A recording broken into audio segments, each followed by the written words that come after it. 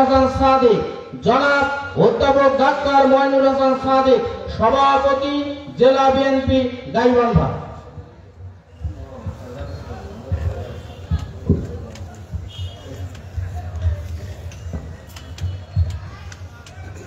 বিসমিল্লাহির রহমানির রহিম।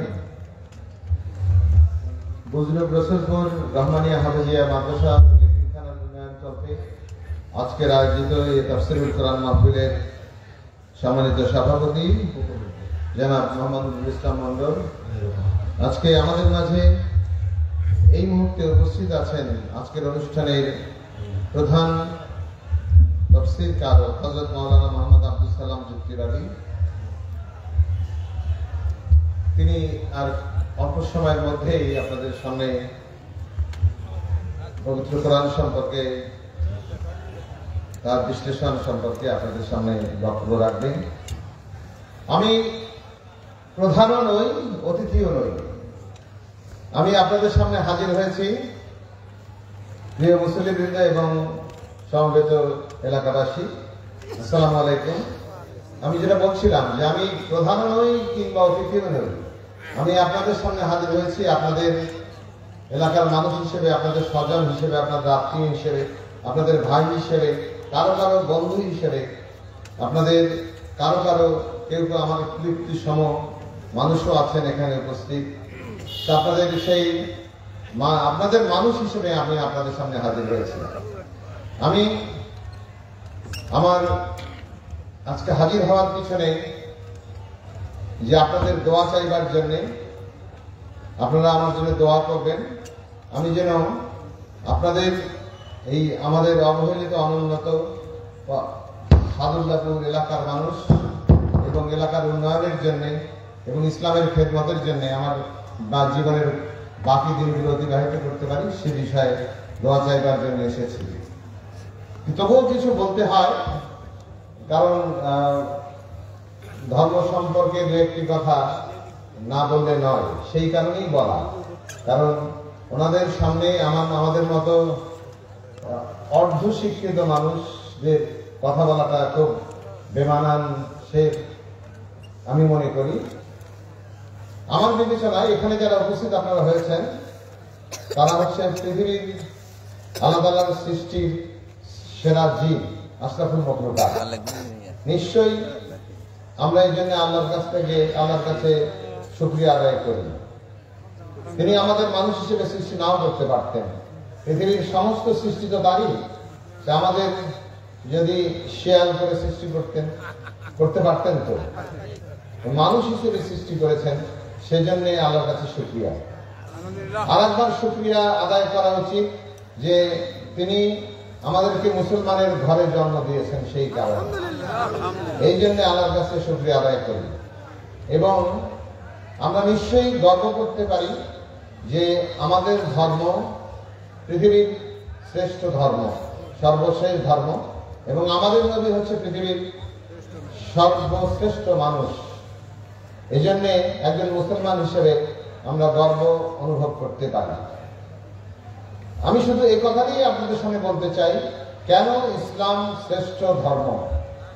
ইসলাম হচ্ছে একটি পরিপূর্ণ জীবন বিধান। একজন মানুষ কিভাবে তার জীবনকে পরিচালিত করবে, তারই বিধান হচ্ছে ইসলাম। ইসলাম হচ্ছে মানুষের সৃষ্ট কোনো ধর্ম নয়, এটা আসমানি ধর্ম। ইসলাম হচ্ছে পূর্ববর্তী যত ধর্ম আল্লাহ তাআলা দিয়েছেন, সমস্ত ধর্মের প্রত্যয়নকারী ধর্ম হচ্ছে ইসলাম। ইসলাম হচ্ছে একটা মধ্যপন্থী ধর্ম। ইসলাম উগ্রতাকে পছন্দ করে না, আবার বিরোধাকেও পছন্দ করে না। ইসলাম হচ্ছে একটা ভারসাম্যপূর্ণ ধর্ম। ভারসাম্যপূর্ণ ধর্ম মানে ইসলাম ইহজগৎকেও স্বীকৃতি দেয়, আবার পরকাল ইহজগৎকে ব্যবহার করতে পারে পরকালের প্রস্তুতি হিসাবে। ইসলাম হচ্ছে জ্ঞান বিজ্ঞানের ধর্ম। ইসলাম পৃথিবীতে অনেক আবিষ্কার, যেমন এই যে ভ্রূণ তত্ত্ব, এই যে মানুষের জীবন, মায়ের পেটের মধ্যে সন্তান কিভাবে জন্ম লাভ করে বিকশিত হয়, পবিত্র কোরআনে এই উল্লেখ আছে। এবং সেখান থেকে বিজ্ঞানীরা রিসার্চ করে বের করেছেন এই নবমণ্ডল সম্পর্কে অনেক কিছুই পবিত্র কোরআন শরীফে আছে। এবং পবিত্র কোরআন বিজ্ঞানময়, এটা তো বলাই আছে পবিত্র কোরআন শরীফের একটি সূরার আয়াতের মধ্যে। তা এখন ইসলাম হচ্ছে নীতিনৈতিকতার ধর্ম। ইসলাম মানুষকে শিক্ষা দিয়েছে যেমন একজন মুসলমানের কি দায়িত্ব, আল্লাহর প্রতি তার কি দায়িত্ব, এবং এবং অন্যান্য সৃষ্টিকুলের প্রতি তার কি দায়িত্ব, তার বাবার প্রতি কি দায়িত্ব, সন্তানের প্রতি কি দায়িত্ব, মায়ের প্রতি কি দায়িত্ব, পাড়াপড়শির প্রতি কি দায়িত্ব, সমাজের প্রতি, রাষ্ট্রের প্রতি কি দায়িত্ব। এই সমস্ত কিছু শিক্ষা কেবলমাত্র ইসলাম ধর্মের মধ্যেই রয়েছে, যে কিভাবে একজন মানুষ আর একজন মানুষের সঙ্গে আচরণ করবে। এবং আজকের দিনে এ কথা বলা বেশি প্রয়োজন হয়ে পড়েছে যে হাদিসে এবং পবিত্র কোরআন শরীফে মুসলমানের ভাই হিসেবে স্বীকৃতি আছে। এবং আমরা এই সাদুল্লাপুর একটা শান্তিপ্রিয় এলাকার মানুষ। আমরা শান্তিপ্রিয়, সংঘাত আমরা পছন্দ করি না। না, সংঘাত পছন্দ করে না, কোন মুসলমান সংঘাত পছন্দ করে না। ইসলাম এই কলহ বিবাদে বিশ্বাস করে না। ইসলাম ধর্ম হচ্ছে শান্তির ধর্ম, ইসলাম ধর্ম হচ্ছে সাম্যের ধর্ম, ইসলাম ধর্ম হচ্ছে মানবিকতার ধর্ম। এই কারণে ইসলাম হচ্ছে পৃথিবীর শ্রেষ্ঠ ধর্ম এবং এর পূর্ণাঙ্গ ধর্ম। আমরা আমাদের এই সাদুল্লাপুর দীর্ঘদিন যাবৎ আমরা অবহেলার শিকার হয়েছি। অনুন্নত এলাকার বাসিন্দা আমরা, অনগ্রসর এলাকার বাসিন্দা আমরা যেমন ধরেন দীর্ঘদিন পর একটি ভোট দেওয়ার অধিকার, আমরা দীর্ঘদিন আমরা ভোটের অধিকার থেকে বঞ্চিত ছিলাম। 15 বছর আপনারা কেউ ভোট দিতে পারেন না, জনপ্রতিনিধি নির্বাচন করতে পারেন না। আপনি যে বাংলাদেশের নাগরিক তার প্রমাণ হচ্ছে দুইটা, একটা হচ্ছে আপনার ন্যাশনাল আইডি আছে, আর একটা হচ্ছে আপনি ভোটাধিকার প্রয়োগ করতে পারেন। আমরা নাগরিক থেকে আমরা প্রজাতে পরিণত হয়েছি। আমাদের কতকগুলো বিষয়ে আমরা একমত যে আমরা আমাদের ভোটের অধিকার চাই। আমার ভোট আমি দেবো, যাকে খুশি তাকে দেব। আমরা স্বাধীনভাবে কথা বলতে চাই, মত প্রকাশের অধিকার চাই। আমরা আইনের শাসন চাই, ন্যায় বিচার চাই। এ ব্যাপারে তো কারো কোনো দ্বিমত নাই। এবং একই সঙ্গে এটাও চাই যে আমাদের এই সাদুল্লাপুর অঞ্চলের মানুষের উন্নতি হোক, শিক্ষার ক্ষেত্রে, স্বাস্থ্যের ক্ষেত্রে, যোগাযোগ ব্যবস্থার ক্ষেত্রে, ব্যবসা বাণিজ্যের ক্ষেত্রে, সর্বক্ষেত্রে আমরা উন্নতির দিকে যেতে চাই। এবং একটি এলাকার উন্নয়ন নির্ভর করে সেই এলাকার জনপ্রতিনিধির কাছে। আমরা এর আগেও ভোট দিয়েছি তখন আমরা কিন্তু বারংবার 32 বছর আমরা উন্নয়নের ছোঁয়া থেকে বঞ্চিত ছিলাম। এবং একথা স্বীকার করতেই হবে, ইউনূস ভাই যখন এমপি হলেন এলাকার মানুষ, তখন এই এলাকার কিছু উন্নতি আমরা লক্ষ্য করেছি। সেই জন্য আল্লাহ তাআলা ইউনূস ভাইকে বেহেশতবাসী করুন, তা আল্লাহ তাআলা এই দোয়া আমরা করি। এবং এলাকার মানুষকে নির্বাচিত করার একটি সুফল কিন্তু আছে। আমি আমার জীবনের দীর্ঘ সময় আমি এলাকাকে ভালোবাসি, এলাকার মানুষকে ভালোবাসি। আমার কাছে যখন কোনো মানুষ যায়, চিকিৎসার জন্য হোক কিংবা অন্য যে কোনো কারণে হোক, আমি বিবেচনা করি না তিনি আওয়ামী লীগ করেন না বিএনপি করেন, জামাত করেন না জাতীয় পার্টি করেন, তিনি হিন্দু না মুসলমান, এটিও আমার কাছে বিবেচনার কোনো বিষয় না। আমার কাছে প্রথম বিবেচনা যে তিনি আমার এলাকার মানুষ, এবং এলাকার প্রতি আমার ভালোবাসা থেকে এবং মানুষের প্রতি মানুষের দায়িত্ব থেকে আমি তার জন্য কাজ করবার চেষ্টা করি। কিন্তু আমার ক্ষুদ্র সামর্থ্য দিয়ে আমি হয়তো সারা জীবনে 1 লক্ষ মানুষের বিনা পয়সায় চিকিৎসা করেছি, এটি খুবই সামান্য ব্যাপার। কিন্তু সত্যিকার অর্থেই যদি এলাকার উন্নয়ন করতে হয়, এলাকার মানুষের অবস্থার পরিবর্তন করতে হয়, তাহলে সংসদ সদস্য হওয়ার কোনো বিকল্প কিছু নাই। সংসদ সদস্য কবে নির্বাচন হবে আমরা জানি না। একটি জুলাই বিপ্লবের মধ্য দিয়ে স্বৈর শাসক বাংলাদেশ থেকে বিদায় নিয়েছে, কিন্তু বাংলাদেশ এখন একটি ভঙ্গুর এবং একটি জরাজীর্ণ অবস্থার মধ্যে রয়েছে। এবং অন্তর্বর্তীকালীন সরকার ওয়াদা করেছে দ্রুততম সময়ের মধ্যে, আমরাও চাই যে দ্রুততম সময়ে সংস্কার সাধন করে একটি নিরপেক্ষ অবাধ নির্বাচন অনুষ্ঠান করুন এবং সেখানে আপনার পছন্দের প্রার্থীকে আপনারা নির্বাচন করবেন। এই প্রসঙ্গে বলি, আপনারা কাকে নির্বাচন করতে চান? প্রথম যে বিবেচনাটি সেটি হচ্ছে এলাকার মানুষ, এটি একটি প্রধান বিবেচনা। আরেকটি প্রধান বিবেচনা হচ্ছে এই মানুষটি, যে মানুষটিকে আপনি নির্বাচন করছেন, সে মানুষটি সৎ কিনা। একটা যদি অসৎ মানুষকে যদি আপনি নির্বাচন করেন, আপনার প্রিয় দলের অসৎ মানুষও যদি হয়, সেই মানুষকে দিয়ে আপনার এলাকার কোনো উন্নতি হবে না।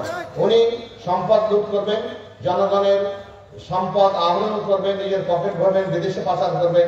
এইগুলো আমরা দীর্ঘদিন আমাদের অভিজ্ঞতা আমরা দেখেছি এবং আমি দৃঢ়ভাবে বিশ্বাস করি কেবলমাত্র সৎ মানুষ এবং ন্যায়পরায়ণ মানুষের পক্ষেই মানুষের জন্য কিছু করা সম্ভব এবং সেই মানুষকে নির্বাচিত করবেন যার এলাকার মানুষের সঙ্গে যোগাযোগ আছে, এলাকার প্রতি ভালোবাসা আছে, এলাকার প্রতি টান আছে, যে মানুষকে দীর্ঘদিন আপনারা দেখেছেন এবং সেই বিবেচনা থেকে আপনারা আপনাদের পছন্দের প্রার্থী নির্বাচন করবেন। আমাকে কি আপনাদের পছন্দ হয়? পছন্দ হয়?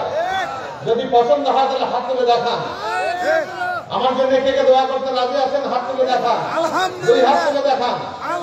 এবং আমি আপনাদের কাছে দোয়া চাই, আমি যেন আমার জীবনে আর চাওয়া পাওয়ার কিছু নাই।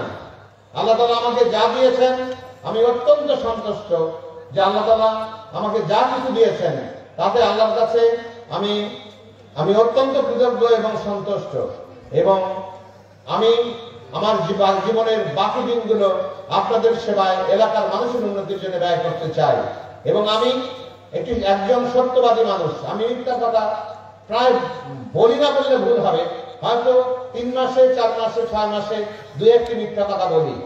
আমার শরীরে এক বিন্দু হারাম রক্ত প্রবাহিত নেই, এটি আমি গর্বের সঙ্গে এই কথাটি উচ্চারণ করতে পারি এবং কোন অন্যায় অপকর্মের সঙ্গে জীবনে কোনোদিন যুক্ত থাকিনি।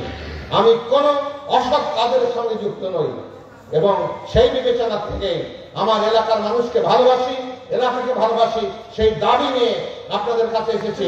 আমাকে আপনাদের সেবা করার সুযোগ দিন এবং ইসলামের খেদমত করার সুযোগ দিন। আরেকটি দোয়া আপনাদের কাছে চাইবো, আমি যেন ঈমানের সাথে মৃত্যুবরণ করতে পারি, তা না হলে ভবিষ্যৎ অত্যন্ত অন্ধকার।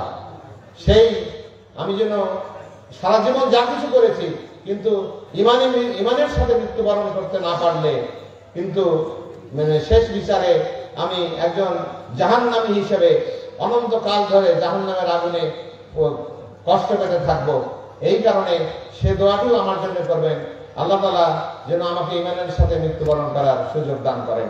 আপনাদের সবাইকে থেকে এসছেন, এখন এই সাদুল্লাহপুরের লোকজন যে ধর্মপ্রিয় মানুষ সেটা তার প্রমাণ দিতে হবে, তো সেটা প্রমাণ দিতে হবে তার উপস্থিতি দিয়ে। বাইরে যারা দাঁড়িয়ে আছেন আমাদের হুজুরের সম্মানে আপনারা সবাই ভিতরে প্রবেশ করুন। আপনাদেরকে অনুরোধ করছি, আপনারা বাইরে যারা দাঁড়িয়ে আছেন, দোকানের সামনে যারা সওদা করছেন, তাদের সবাইকে হুজুরের বক্তব্য শোনার জন্য ভিতরে আসার জন্য অনুরোধ করছি, যাতে করে আমরা এটা প্রমাণ করতে পারি যে আমরা আল্লাহকে বছরে একবার আমরা পাই। এটাই আমরা নষ্ট করবেন না এবং যা কিছু শুনবেন মন দিয়ে শুনবেন, হৃদয় দিয়ে শুনবেন, যাতে করে আপনার বউ বাড়িতে যখন জিজ্ঞাসা করবে এই কি শুনে আসছে হুজুরের কাছ থেকে, মন দিয়ে যদি না শোনেন বউয়ের কাছে কিছু বলতে পারবেন না। কাজেই মনোযোগ দিয়ে শুনবেন, হুজুরের কথাগুলো আপনাদের সারা জীবন সারা বছর কাজে লাগবে আমার পরবর্তী ওয়াজ পর্যন্ত। সবাইকে অসংখ্য ধন্যবাদ, আয়োজকদের ধন্যবাদ এবং আল্লাহ তাআলা আমাদের সবার মঙ্গল করুন, হেফাজত করুন। এই কথা বলে আমার বক্তব্য শেষ করছি। ধন্যবাদ সবাইকে।